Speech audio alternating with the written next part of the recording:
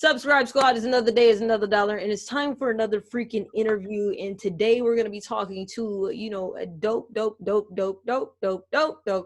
MC. He goes by the name of LockSmith. LockSmith, say hello to the people. What's going on? What's up? What's up? Glad to be here. Thanks for having me. Thank you for joining us. I've been following your career for a while now. Thank you. On social media and other things, and so hopefully I could bring some new fans your way and put them on game. Thank you. And we could also shed some light on some interesting facts probably about you to the fans that you already have. So what's been new lately though? What you been working on? I just been in the house like everybody else. But what I've been working on, I've just been working on a bunch of music. I've tried to take this time at home, the pandemic. It's funny is because last year, the last 3 years, I have been on the road so much. And last year, especially, last year I didn't record any new music. Like I was just on the road constantly and I was just like exhausted. And then, but I had already towards the end of last year, I had made up my mind. I was like, next year, I'm not going out on the road. I'm just going to stay at home. I had all these ideas. So at the end of last year, I started recording, working on all these songs. And my expectation was to continue that, just to release more music. And then the pandemic hit and it was just like, all right, well, now I ain't got no choice. You know what I'm saying? So I've released like 4 singles since like March. End of March, beginning of April, I've released like 4 songs. So I've just been releasing material and I just been working on a bunch of material. And so that's what it is. I didn't really have any playback out on a long tour anyway. So nothing drastic changed, but I definitely miss going out on the road though. Yeah, it is a vibe when you touring for a while. You get in the rhythm of it, and then when you're not, you kind of miss it a little bit. What is these car freestyles I've been seeing? Tell us a little bit more about that. Oh yeah, the lock lift. So that's something that I started. So it started off a couple years ago. When I was releasing an album, I wanted to do like a listening where I could play like my album or my new songs for like fans. So that's what I did. I I put out a, post on social media, like, yo, I'm going to be, I want to share my new songs with you guys, my new album. Let me know. I'll come pick you up. I'll be your Lyft driver. Right. And then, bunch of people DM'd me and I set it up. I did it all like, in California, locally, Northern California primarily. And, I just went and picked up people and played the music. Then I saw how much of a reaction it was and how dope it was. I was like, what would be dope if next time I do it, instead of like playing them songs, I'll just rap the shit, So that's how that started. And then I was just like, all right. And then last year with my last project, I was like, all right, I'm going to rap all these new songs for you guys. So I just started doing it and it just seemed to be a good reaction. And the more I share them, the more other people like them and they share them. So it's definitely something I want to continue. I planned on doing it this year, but coronavirus had so other plans. Exactly. So I got to put that on. I had to postpone that. But yeah, man, people seem to be still interested in it. So I'm definitely going to bring that back. That's really cool. Yeah, I find it to be very creative. And I was like, okay, this is dope. This is super cool. So how has your nationality and your culture influenced your music? Well, I mean, my nationality, I'm African American and Persian. My mom's Black. My dad is Iranian. So, I mean, I guess it impacts me because, I mean, I'm an artist. And as you know, as an artist, you rap about your real life. You know what I mean? You talk about real things that's going on with you, or at least you talk about how you see things that's going on through your lens. And the lens that I'm looking at the world through is an African American, Iranian American, a person that grew up Richmond, California, the Bay Area. I grew up, like, I say that, I guess racially you could say I'm biracial or half Black, but I grew up more culturally Black, you know what I mean? All my brothers and sisters are African American. I grew up in a, quote unquote hood or whatever. And so that's just culturally, that's what I identify with. As I got older, and I started understanding more about my father's culture, and then those things start to incorporate into my music as well. So, but I think most importantly, it just influenced my perspective of the world. You know what I mean? Not just the music. Like the music is going to be a reflection of my everyday, the way I see the world, you know, so. That makes sense. So as an African-American man, like how has the deaths of George Floyd and Ahmaud Arbery and Breonna Taylor affected you? Well, I mean, as you know, it's not just those. It's a lot more. You know, like to me, I've always been an advocate for social awareness, social justice, or whatever you want to call it. Like that's always like that's like I was having a conversation with a friend of mine who I consider like a mentor and a teacher.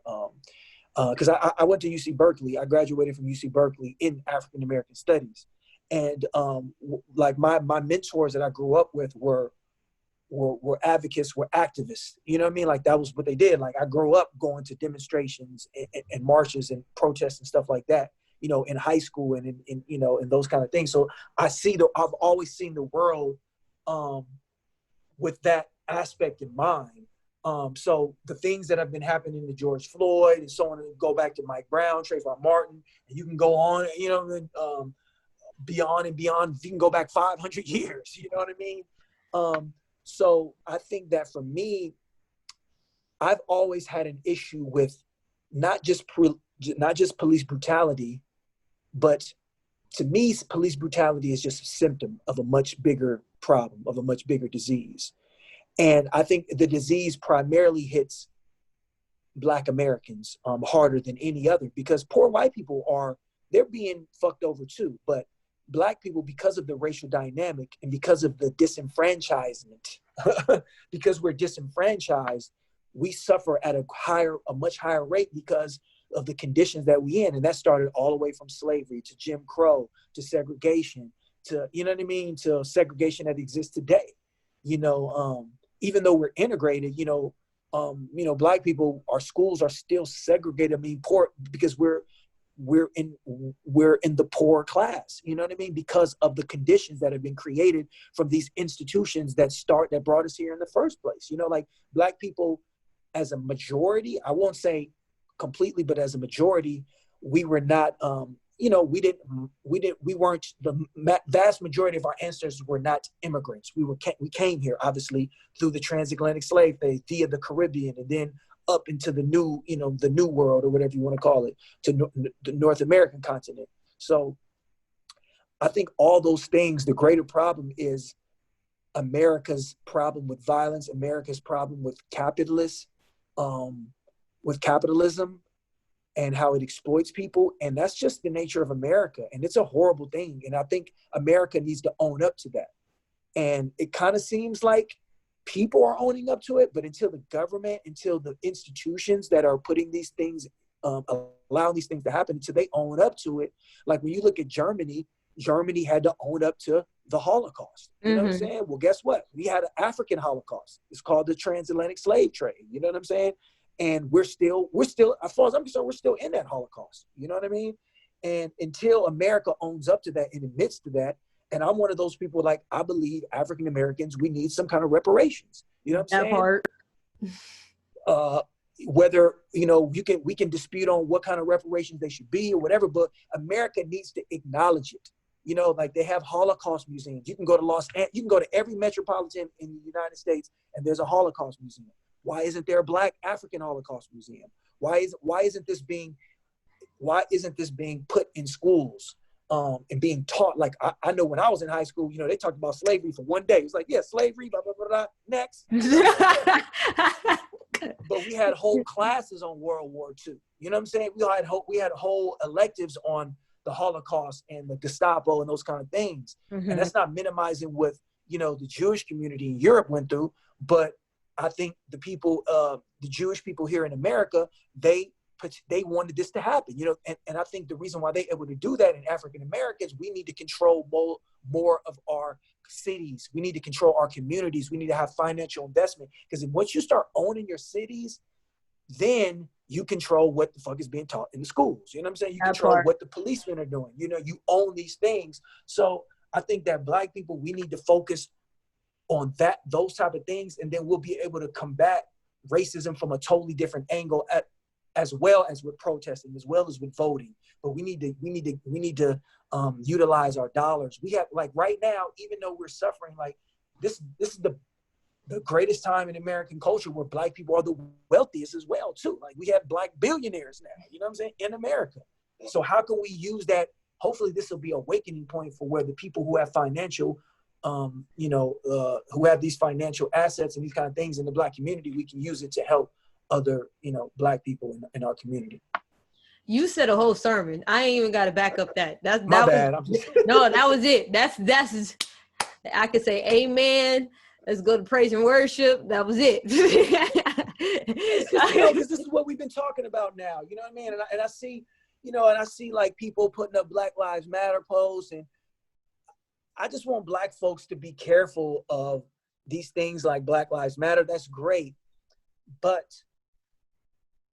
that doesn't mean nothing if we don't have money. You know what I mean? If we don't have past that, we like now we're at the state of organization and action.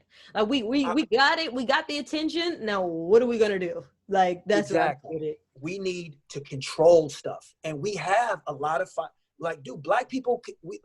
I don't know the exact number. I don't want to misquote it, but we have the amount of money that Black people put into the economy is incredible. You know what I mean? We have the buying power. We just don't support ourselves. We have the buying power. We just don't have the organization and the structure yet. And it's been little glimpses of that. But if we do those kind of things and we put it together and we create Black, just Black financial literacy. And I'm not saying I'm the most literate one of that, but I'm just saying, like, if we focus on these things as opposed to begging white people for stuff, you know what I'm saying? And taking the ownership and taking control, which we can do because it's been done in the past, and we can start holding these policemen and these city officials and these Congress people accountable for the things that we want. That's a part of it. I think that's a huge part of it. And that's what I'm hoping that this awareness brings, I think we're going to start seeing, hopefully we'll start seeing more of that within the next few months.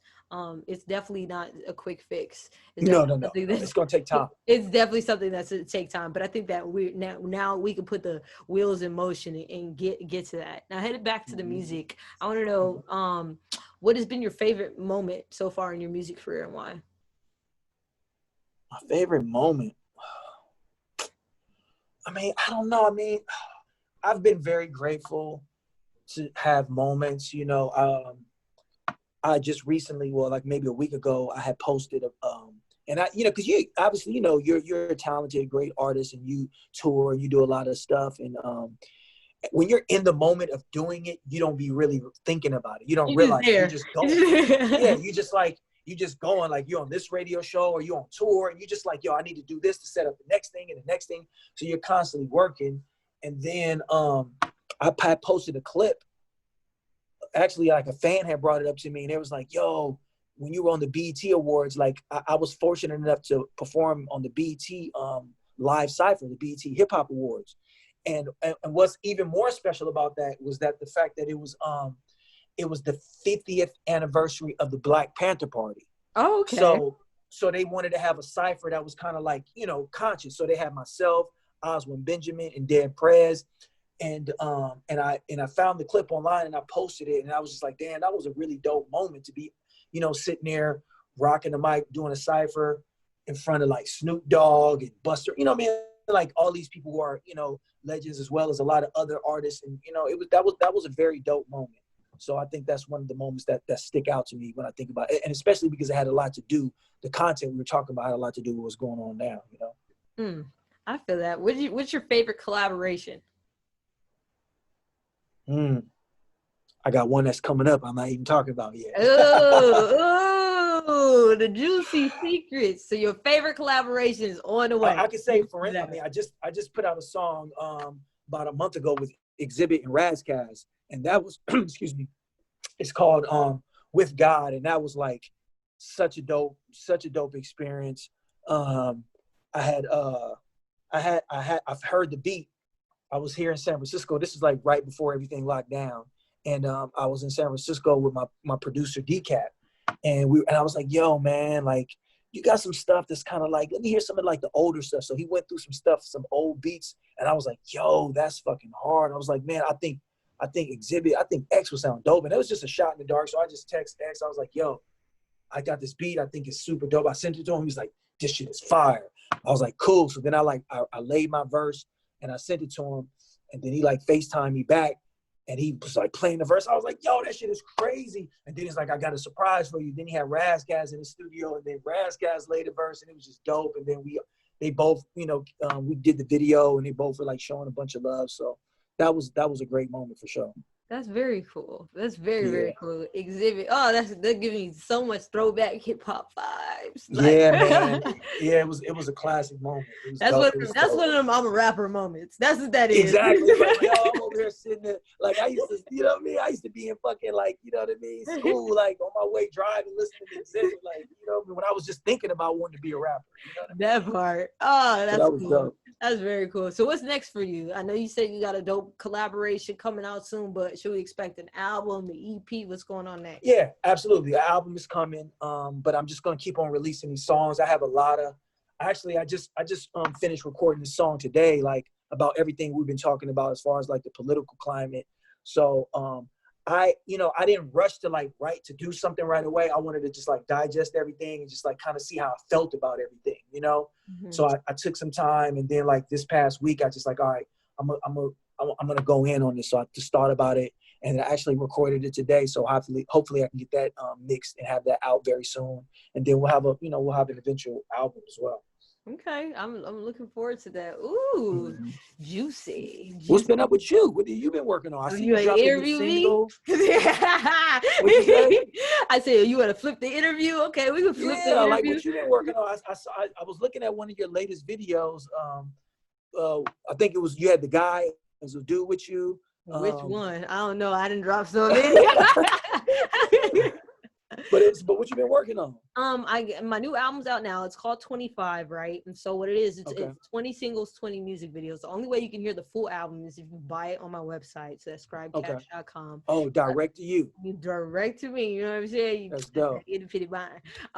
And so literally every song and so for 20 weeks straight, I'm dropping a single off of it and a music video. So I got 2 singles out so far. I got My Time Now and the Bebe song. That's probably the song that you heard with the dude. That's the one I saw. Yes, Bebe. And so this week I got a new one coming out. It's called Smoke.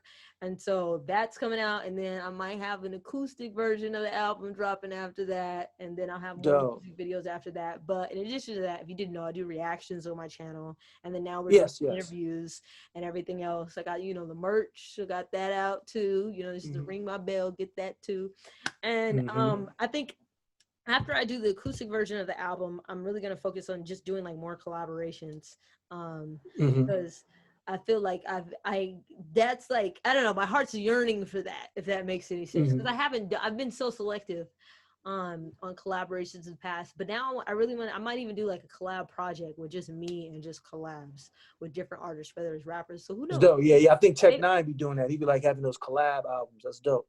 I think it's cool too, because it's just like, you don't have to like, when you're just doing a song with somebody, you don't always have to have like putting an album together is it's a whole thing. It's like kind of a different process. Yeah.